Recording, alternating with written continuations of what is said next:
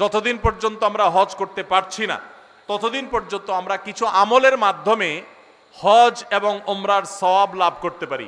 হজ করার যে আসল মর্যাদা, প্রকৃত মর্যাদা, সেটা তো হজ করার মাধ্যমেই শুধু লাভ হবে। কিন্তু আমরা আজ এমন 5টি আমলের কথা জানবো, যেই 5টি আমল আমরা আমাদের নিজ জায়গায় বসে যদি করি, আল্লাহ রাব্বুল আলামিন এই আমলগুলোর বিনিময়ে হজ করে যে পরিমাণ সওয়াব আমি পেতাম, আমার অ্যাকাউন্টে, আমার আমল নামাতে ওই পরিমাণ সওয়াব আল্লাহ তাআলা লিখে দিবেন। তাহলে যারা হজ করতে পারছি না তারা হজ করার জন্য তো চেষ্টা করবই, তার পাশাপাশি এই আমলগুলো যদি করি, আমরা আশা করব আল্লাহর কাছে যে আল্লাহ তাআলা হাজী সাহেবদের হজের মাধ্যমে যে সওয়াব লাভ করেন, আল্লাহ তাআলা আমাকেও মাহরুম করবেন না, আমাকেও তাদের মতো সওয়াব দান করবেন। এরকম 5টি আমলের ভিতরে সর্বপ্রথম যে আমলের কথা বলবো সেটা হলো 5 ওয়াক্ত নামাজের পরে তাসবিহ পাঠ করা।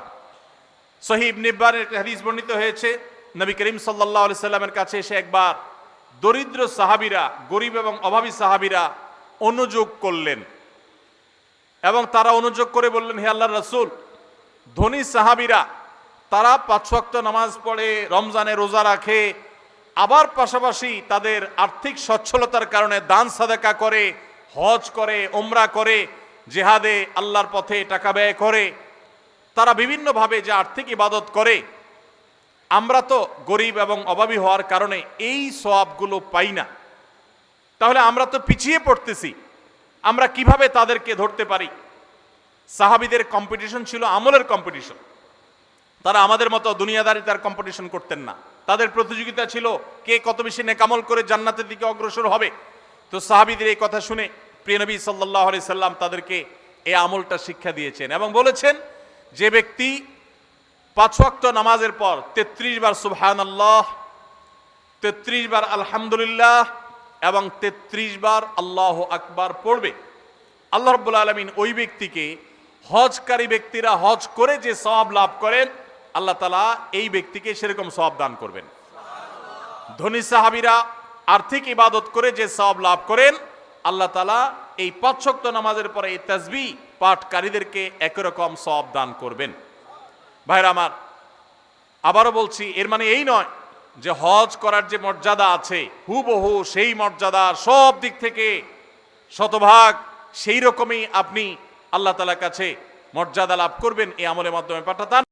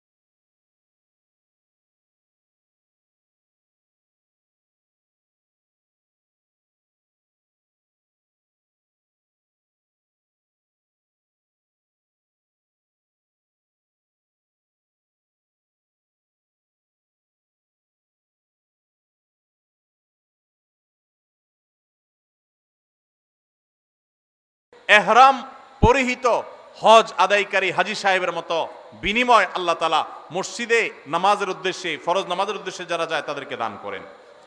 মা বোনরা একই সওয়াব লাভ করতে পারেন তারা বাসায় নামাজ পড়েও যদি তারা তাদের বাসার মাহরাম পুরুষদেরকে, তাদের প্রাপ্তবয়স্ক পুরুষদেরকে, ছেলেকে, স্বামীকে, ভাইকে, বাবাকে যদি মসজিদে তারা পাঠান, একই সওয়াব তারাও লাভ করতে পারেন।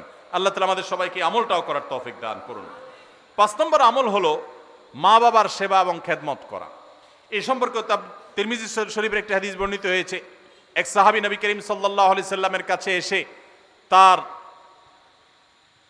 ইবাদত বন্দেগী যেগুলো তিনি শারীরিকভাবে করতে পারেন সেগুলোর পাশাপাশি আর্থিক ইবাদতের প্রতি তার আকুতির কথা জাহির করলেন। নবী করিম সাল্লাল্লাহু আলাইহি সাল্লাম সাহাবীকে পরামর্শ দিয়েছেন, তোমার মা বাবা তুমি যদি তাদের সেবা করো, তাদের খেদমত করো, তাদের শুশ্রূষা করো, তাদের প্রতি ইহসান করো, তাদের যে কোনোভাবে তাদের কল্যাণ সাধন করার চেষ্টা করো এবং তাদের সেবায় নিজেকে নিয়োজিত রাখো, আল্লাহ রাব্বুল আলামিন তোমাকে হজ আদায়কারী ব্যক্তির মতো সওয়াব দান করবেন।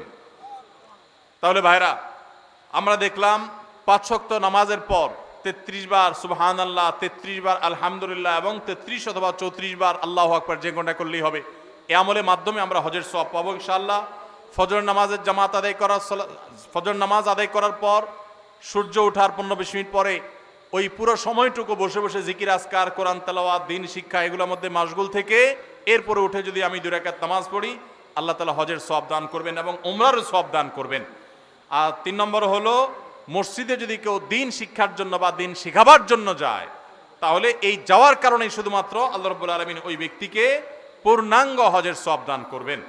4 নম্বর হলো যে ব্যক্তি 5 ওয়াক্ত নামাজে মসজিদে হাজির হওয়ার জন্য 5 ওয়াক্ত নামাজে বের হয়, মসজিদের দিকে যায়, আল্লাহ তাআলা তাকে এহরামকারী, সাদা কাপড়ে এহরাম পরে লব্বাইক রত হাজি হজ করে যে সওয়াব পায়, আল্লাহ তাআলা ওই মসজিদে গমনকারী ব্যক্তিকে সেই সওয়াব দান করেন। এবং 5 নম্বর হলো মা বাবার সেবাকারী ব্যক্তি। ভাইরা আমার, এই 5টা আমল আমরা অনেকগুলোই কিন্তু করি, কিন্তু এই সওয়াব লাভের আশা আমরা করি না। আজ থেকে আমরা এই সওয়াব লাভের আশা করবো ইনশাআল্লাহ। 33 বার সুবহানাল্লাহ, 33 বার আলহামদুলিল্লাহ, 34 বার আল্লাহু আকবার যখন 5 ওয়াক্ত নামাজের পরে করবেন, তখন আপনার এই আশা থাকবে যে এর মাধ্যমে হজের সওয়াব লাভ করব। আবার যখন এশরাকের নামাজ পড়বেন, ফজর নামাজের পরে নিজ জায়গায় বসে জিকির আজকার করে, তখন আপনি আল্লাহর কাছে হজের সওয়াব পাবেন, সে আশা রাখবেন। আবার যখন মসজিদে কোনো দিন শিখার জন্য যাবেন, এই আশা রাখবেন যে আল্লাহ হজের সওয়াব দিবেন, পূর্ণাঙ্গ হজ। আবার যখন 5 ওয়াক্ত নামাজ এই মসজিদে পড়তে যাবেন, যাওয়ার সময় মনে মনে নিয়ত করবেন, আশা করবেন যে নবী সাল্লাল্লাহু আলাইহি ওয়াসাল্লামের হাদিসে না ওয়াদা রয়েছে, অতএব আমি এই নামাজে যে যাচ্ছি, নামাজ পড়ে তো আমার ফরজ আদায় হবেই, আল্লাহর কাছে সওয়াব পাবো, এর পাশাপাশি এই যে যাচ্ছি এর মাধ্যমে আল্লাহ তাআলার কাছে আমি হজ এহরামকারী ব্যক্তি, এহরামরত ব্যক্তির মতো হজের মর্যাদা বা সওয়াব আমি লাভ করব। এবং মা বাবার সেবা করার সময় একই নিয়ত করব। আমরা যখন নিয়ত করব এবং এই আমলগুলো এই আশায় করব, আল্লাহ রাব্বুল আলামিন আমাদের সবাইকে দান করবেন ইনশাআল্লাহ। সবাই আমলগুলো করব তো ইনশাআল্লাহ। তাহলে হজ ওমরা যারা করতে পারছি না, তারা হজ ওমরা করার জন্য সচেষ্ট থাকবই, তার পাশাপাশি এই আমলগুলো করলে হজ ওমরা সব আমরা আশা করব আল্লাহর কাছে। আর মনে রাখবো, এই আমলগুলো করে আপনি হজের সওয়াব পাবেন ঠিক আছে, কিন্তু হজ আদায় করার যে ফরজ আছে, ওই ফরজ আপনার এই আমলগুলো দিয়ে কুলাবে না। ওইগুলোর জন্য অবশ্যই আপনাকে বাইতুল্লাহ গিয়ে হজ আদায় করতে হবে। আল্লাহ তাআলা আমাদের সবাইকে কোরআন এবং হাদিসের সমস্ত নির্দেশগুলো, সমস্ত নিষেধগুলোকে মেনে চলার তৌফিক দান করুন। সবার চেষ্টা করবো তো ইনশাআল্লাহ। পুরো মাহফিলে যত আলোচনা হয়েছে, যত বক্তব্য আমরা শুনেছি, ওলামায়ে কেরামের মুখনিসৃত বক্তব্য, কোরআনের আয়াত থেকে, হাদিসে রাসূল থেকে, আল্লাহ রাব্বুল আলামিন তার সবগুলো আমাদেরকে বাস্তবায়ন করার তৌফিক দান করুন।